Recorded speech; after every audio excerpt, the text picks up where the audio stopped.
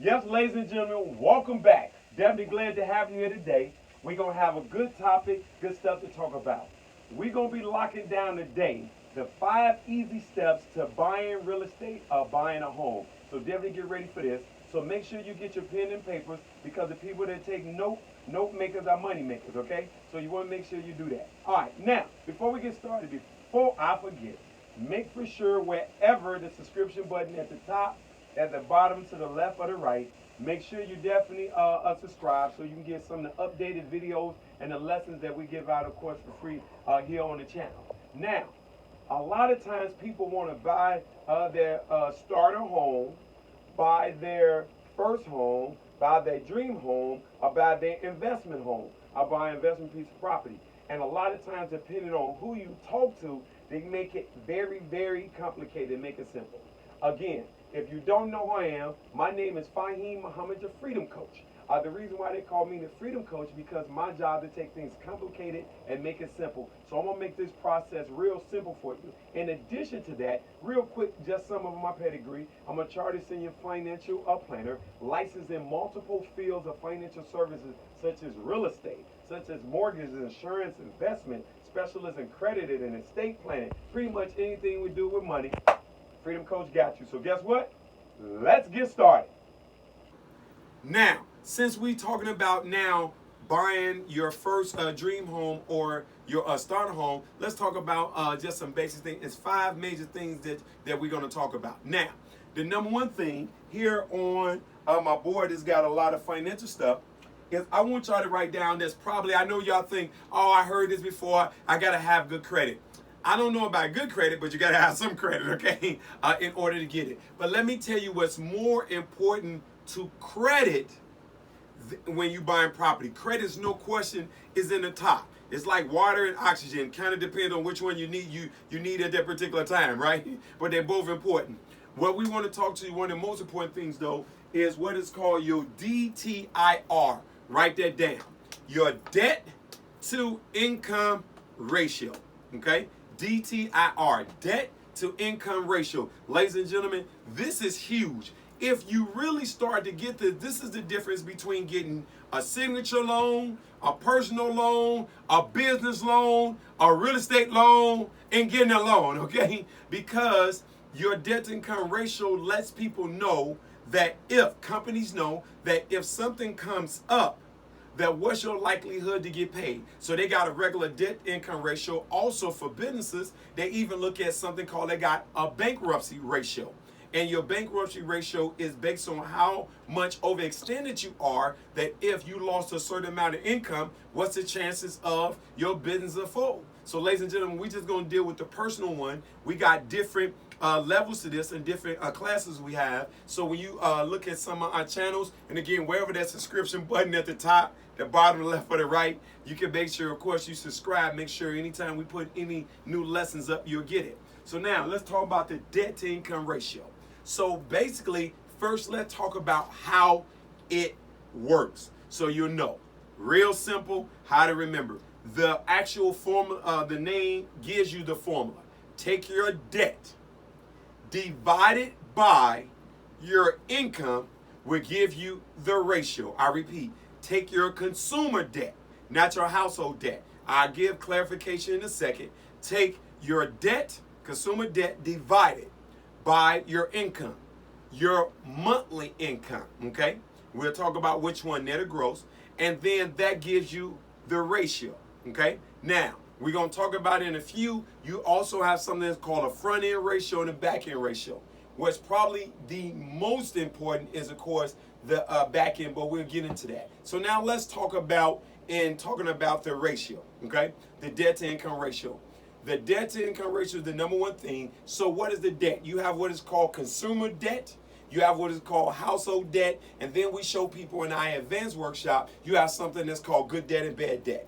So right now, the only thing we're going to let you know, real estate is good debt. Good debt is something that obviously pays you money.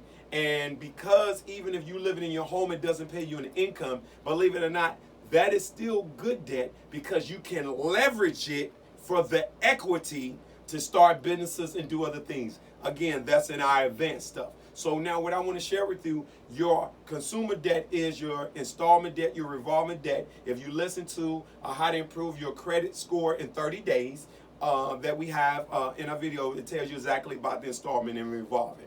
But those are the things that you pay interest on.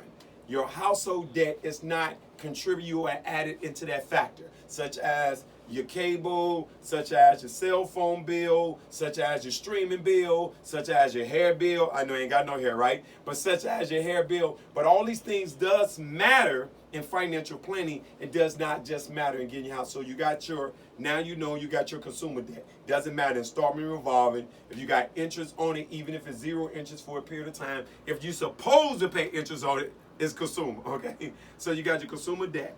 You divide it by, and you're taking your monthly, I repeat, you're taking your monthly debt. You're going to divide that, take your monthly debt, add that together, divide that by your monthly income. You divide that by your monthly income, that gives you a ratio. I'm going to let you know it's a good ratio, bad ratio, or just what, but that's just a ratio. Ladies and gentlemen, this is huge, okay?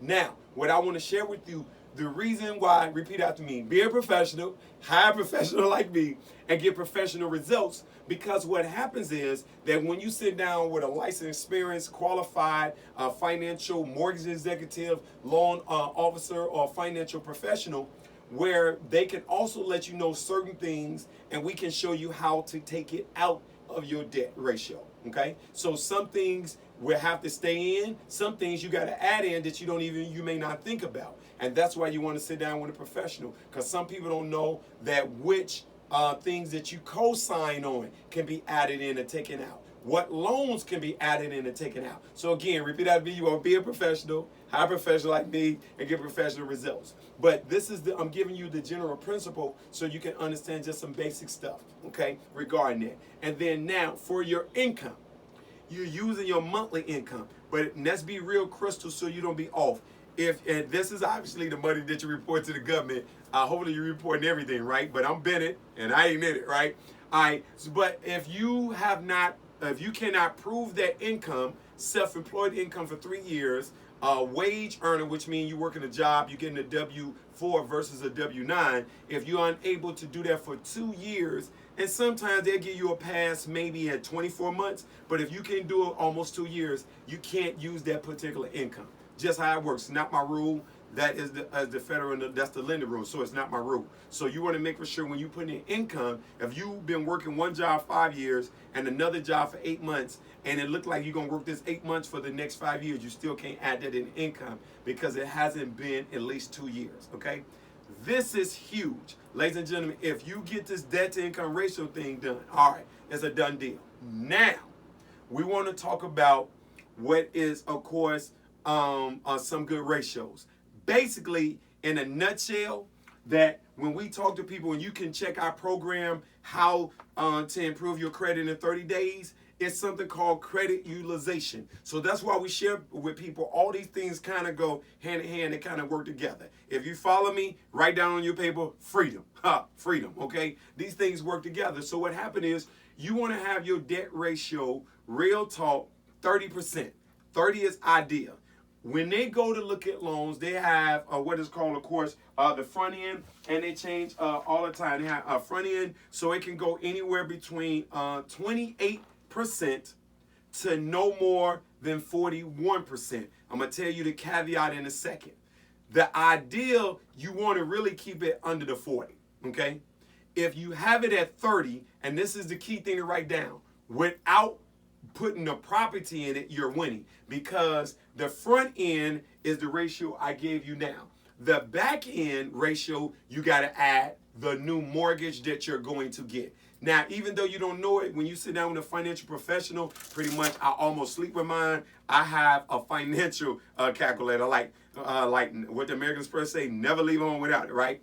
I have a financial calculator because it does so many things and so important to me, but you can still use a guesstimation number. So if you have a household debt, hypothetically, of 1,000, and you have an income of whatever it is, 3,000, you divide it and say your ratio is 20%. That's your front end. Front end is without your investment property or your new home. Now what you want to do is that now you want to estimate, and I could do it more accurate as a professional. Again, repeat after me. Be a professional, hire a professional like me, and get professional results. Then say your mortgage is hypothetically $800, taxes is $100, homeowners insurance is another $100, or your taxes $150, your homeowners insurance is $50. That's $1,000. Now you got to add that $1,000 with your other debt you have and still divide it by your income. Long as that your ratio is for sure under that 40%, preferable 38, ideal is 30, what we call you in like Flynn, you can run. This is the first thing that you have to know. Now, you don't have to, again, know all this in fine detail because, again, you're going to get with a financial professional that's going to go over this information. But this is important because this is used. We have the book that I have, and I'll let you know you want to in the comments. We can get an email to you, free book, how to get a course, the 5 easy steps. But the first step is, number one, know your debt to income ratio, which pretty much helps you find out how much house you can afford. Okay? So what happens is some professionals are not thorough at gathering this information, and sometimes you're not as thorough in giving the information. So again, what I say all the time, be a professional, hire a professional like me, so you get professional results, okay? But that's huge. You want to know how much you can afford, because a lot of times that professionals don't mean to, but a lot of times due to experience, training, inaccurate information, not asking the right questions, they give you an approval that you actually are not qualified for. So they'll give you approval for $300,000. And that's probably one of the biggest mistakes that mortgage professionals and finance professionals make. Because once you give somebody a $300,000 approval and they go looking at $300,000 houses or homes or investment property and they only qualify for 150 is not going to do. Because it is a difference between a $250,000 plus house and a $150,000 house. It's a big difference. So now you done stirred up, or somebody done stirred up in you a whole set of emotions. So you want to make for sure that you sit down with someone. Again, repeat after me. Be a professional, hire a professional like me, and get professional results. So they want to make sure you do. So that's number one, is that you want to get pre-qualified. Now, see how much house that you can afford. That's pre-qualification. Now, the other thing, which is nothing but just information, okay? Also, too, what you want to do, and that's a suggestion, 5 easy steps to buying a house, you want to go to some home counseling, a home buyer workshop, okay?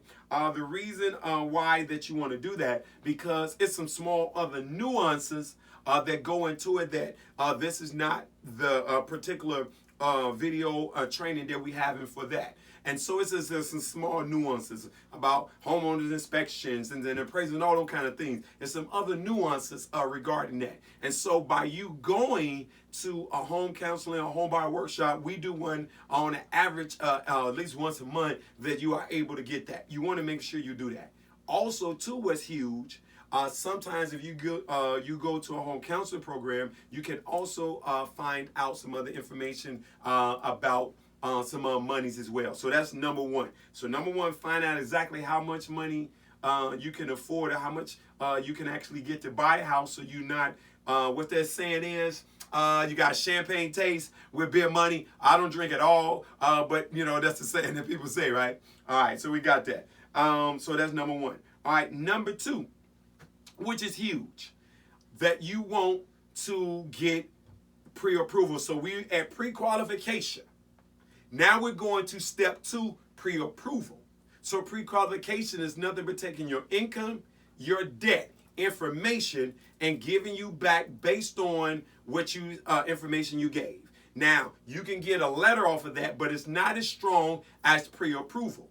I want y'all to repeat after me. Say, documentation beats conversation. I repeat, documentation beats conversation. If it's not in black and white, say that. That's right. If it's not in black and white, it didn't happen. Is what? If it's not in black and white, it did not happen. So, ladies and gentlemen, that now the second part to getting pre-approval, which is probably, that's where it's all at, is, ladies and gentlemen, we say documentation, but also it's about organization. A lot of people not getting property because they just don't have no organization. Like for real. I had a client last night. I was delivering their investment retirement policy and writing policy on their children. And so, of course, it came down to now it's time to get documentation. It's the organization. People don't know where this is at, where this is at, this is at. Ladies and gentlemen, that's another workshop that we give. What records you should get, how long you should keep them, why you should have them, etc. That's a whole nother one. So you want to make for sure that you definitely check out how to improve your credit score in 30 days because it goes with this. So the second thing is we call it real simple. Write this down, ladies and gentlemen. 2, 2, 2, and 2. This is the basics, okay? At the home buyer workshop, you came to our home buyer program, or you sit down, as I say, you're a professional, hire a professional, get professional results. You'll find out some other small nuances. But these are the standard basics, period, when it comes to getting a personal loan, business loan, or a real estate loan. You're not getting out of this basic documentation. Is it some program, depending on what you're asking for, if they want you to do what is called stated? Yes, but we're talking about the norm. Because if you live by the exception, you die by the exception. So 2, 2, 2, and 2. You need to gather your last 2 check stubs, okay? Your last 2 months bank statements, your last 2-year tax returns, and your last 2-year W-2s. And I know some people say, oh, I turn my tax return, why I can do my W-2s? Sometimes, number one, the W-2s are not always in the tax returns, even though you had to use your W-2 to do your taxes. So that's the main reason. And then people say, well, if I get a W-2, why do they need my taxes? Because they need to see what things are being written off or not. Because sometimes some income that's taken out for whatever expense or deduction can be added back in for income. This is why documentation beats what? Conversation. You want to turn everything in. For now, my self-employed people is one little caveat. Instead of it being your last 2 years tax returns, it's 3 because the business owner, they need to do an average and you would turn in your profit and loss statement. This is the standard. Ladies and gentlemen, this information is turned in along with the application being submitted. Now we done went from information to documentation to now to presentation. Now we can present to you what, quote, the underwriter, the lender said that based on what you turned in and the math that we done, how exactly what you can get and the time frame. Ladies and gentlemen, this is huge. You want to make sure you do that. So the first one is pre-qualification, then this is pre-approval. All right, so now we want to talk about 3. And this is huge, and I say it on all my videos, but number 3 is, here it goes, say it with me again, be a professional, hire professionals like me and get professional results. That's number 3. You must hire a professional. You want to get, obviously, a licensed realtor, which I am, on my real estate company. You want to get a licensed mortgage broker loan officer, which I am. And probably my suggestion, and any of the part-time people, don't take it personal. You can get a part-time realtor or part-time loan officer, but I suggest you get a full-time loan officer or full-time realtor. If they part-time, you want to make for sure you find out who is their particular manager. So if they're not available because they are doing whatever that they do in life to earn income to work their job, you can have immediately access and contact to that manager or trainer. If you do not, my suggestion, ladies and gentlemen, you don't want to work with that firm that got a part-time person because therefore they're going to miss some nuances, cost you some time, energy, and money.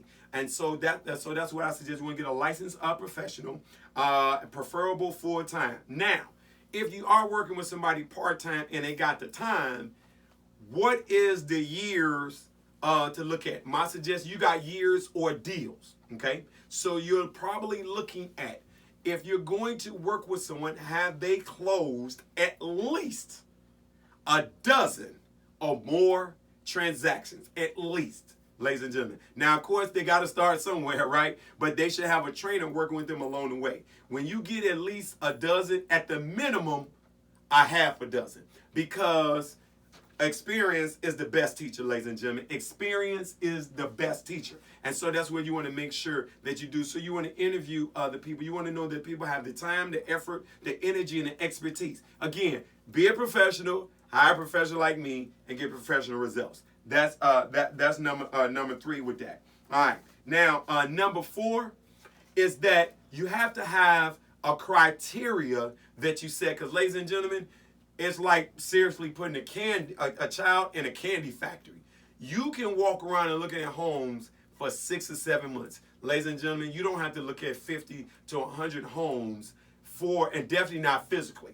If you are going to look at that many homes, you got to learn how to screen it out online and on paper. So what you want to do, if you were sitting with me, I give obviously all my buyers, it's like a 2-page checklist. So they can write down the things that their do's, their don'ts, their needs, and their wants. And what they would give up and what they won't. For example, with me, I prefer to have a detached garage.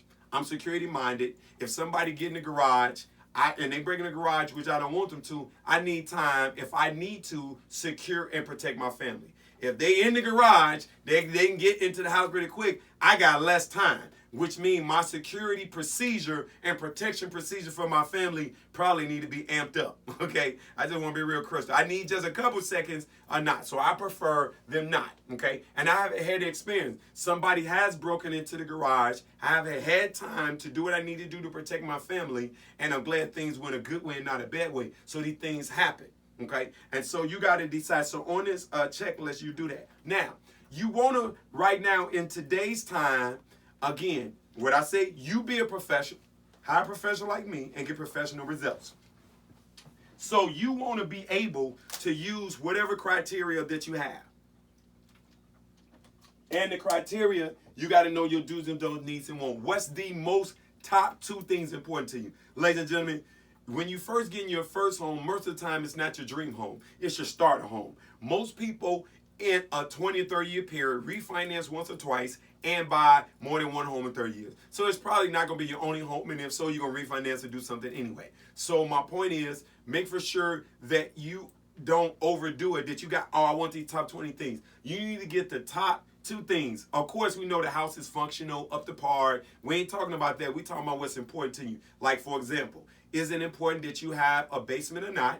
Is it important that you have a family room or not? Is it important that you have an upstairs and a downstairs? That was important to me because if I want to be in my house and be a little loose and have no clothes on, right? If I wanted to do that, I could do that and everybody in the house can still have fun. Some people, that's not as important. It's okay. So you got to determine. Some people want a big bedroom. Some people don't care about the bedroom. Some people want bath and a half. Some people want whatever it is. And again, you got to make for sure that it's within your particular budget. By you having these things in writing beforehand, you can go online and do some basic shopping to help yourself save time and to help the agent. Now, ladies and gentlemen, let me share. This is a real cute thing. This is, again, say it after me, be a professional, hire a professional like me, and get professional results. Ladies and gentlemen, once you have these things that you're talking about, you can go on these websites. Do some due diligence yourself. As they say, as my father used to say, do some homework, do some fact finding. You can go to Zillow. You can go to Redfin. You can go to Trillia.com or Realtor.com, and you can look up your area and the property you want to. Now, you need the agent in most cases to set the appointment. But before you set the appointment, ladies and gentlemen, seriously, once you write down, this is what we suggest how you do this. Write down at least 10 properties that you're interested in. Out of the 10 properties you're interested in, then go back to your list and see how it measure up. So out of that 10, say only 6 measure up. Out of the 6, go schedule on your own to drive by those neighborhoods. That's going to let you know if you like the school, the shopping area, you like the community. That's going to say out of those 6 that you drive by, you only like 3. Now, bingo. It's called game time. And now, you done narrowed down for 10 and 3. Now, when you go see them, your criteria is easy and you are more likely to get that home. So now we done narrowed down to 3. Now we're moving into number 5 in closing. Negotiating on the sale price. Once you narrow it down to the 3, you can ask myself, the realtor, or like I say all the time, be a professional, hire a professional and get professional results. You can ask them for something called a CMA. Write this down. CMA, that stands for Comparable Market Analysis. Okay? Comparable CMA, Comparable Market Analysis. Ask for a CMA on any property that you buy and any property that you sell. This allows you to get a realistic picture so you don't insult yourself or insult somebody else. This tells you what is the fair market value. It's going to tell you what homes are on the market now, what homes are sold, and what homes are going to sell, and it tells, and it's going to, you're going to have the average. So you know if somebody want to sell a house for $200,000, but the average home is selling only been $150,000, that's going to be a little bit tough for them to bring unless they have some significant, and I do mean significant improvement, like they made a new room in the house. Chandeliers and paint don't add value. Square footage does. That's another class. There's the advanced class to share that with you. And so you want to make sure that you get a CMA. So you can be able to make a good offer, suggest a good number to your realtor. Of course, have a conversation with your realtor. Also, too, negotiate the best price, too. You want to ask, what they say, you ask not, you receive not. And so you want to ask the seller to pay, to give you some consideration, which is AKA some money towards closing, what we call points. All right, points is a percentage of the loan. So 1 point is a percentage of the property they want to buy. Now, again, when you ask this, they don't have to give anything. This, again, is negotiation. You ask not, you receive not. Everything is negotiable. Everything is open. And so you normally ask, what is the exact points you can ask for? It's no magical number. I suggest, depending on the deal and the price, I normally ask for maybe 2 or 2.5 points. Sometimes I get to 2.5. Sometimes I get 2. Sometimes I get 1. Sometimes I get none. But you better believe I wouldn't have got nothing if I didn't ask for nothing. Nothing for nothing leaves nothing, right? So you want to make for sure that you got that. So those are the 5 steps. And so you want to get the 5 easy step books from us. So again, what's the 5 step? First one, find out how much you can afford. Get qualified, which is your debt to income ratio, and that information in your income. Then number 2, get pre-approved. 3, of course, get professional help. 4, make sure you have your checklist to screen down your home. 5, make sure you have your CMA to negotiate the best price for yourself, and ask particularly for some discount, some points to go towards closing costs and or down payment. And so, ladies and gentlemen, I want to share with this is no time like the present. A lot of times people always want to put off. It's never too late to get started. Ladies and gentlemen, the only way that you win, you take the first step, and the second step will reveal. As I say all the time, good things come to those who wait, but only were left over from those who hustle. Before I close out, make sure you don't forget to hit that subscription button below or below to the left or the right. Make sure you share this video because, ladies and gentlemen, I'm giving you gems that's going to allow you to put yourself in position to get your starter home, investment home, or dream home. You want to make sure you make that happen. As I say, you lead from the front, not from the back. Freedom is no longer a vision, it is a mission. Free yourself and your dreams to follow. Run that.